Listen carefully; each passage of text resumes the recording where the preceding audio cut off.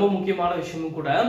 தமிழ்நாடு மின்சார வாரியத்துல மீட்டர் பற்றாக்குறை ஏற்பட்டிருக்குது அப்படின்ற ஒரு விஷயம் ஒன்று சொல்லி, அதனால நுகர்வோர் வந்து தனியாரிடமிருந்து நீங்க மீட்டர், அதாவது வந்து எலக்ட்ரிக்கல் கடை இருக்கும்ல, அதுல இருந்து நீங்க மீட்டர் வாங்கி கொடுத்துக்கலாம் அப்படின்னு சொல்லி ஒரு அறிக்கை மாதிரி ஒன்று சொல்லியிருக்கதா சொல்றாங்க.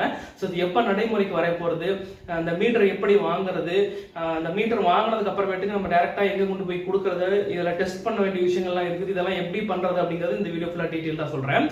ஸோ அதுக்கு முன்னாடி நம்ம சேனல்ல ஃபர்ஸ்ட் டைம் பாக்குறவங்க மறக்காம சப்ஸ்கிரைப் பண்ணி வச்சிருங்க. டிஎன்இபி சம்பந்தமான வீடியோக்கள் நம்ம சேனல்ல நிறைய அப்டேட் பண்ணிட்டே இருக்கிறோம். இலவச விவசாய இணைப்பு சம்பந்தமாகவும் நிறைய அரசு துறை சம்பந்தமான வீடியோக்கள் நம்ம சேனல்ல வந்துட்டே இருக்கும். நல்லா சப்ஸ்கிரைப் பண்ணி வச்சுக்கோங்க.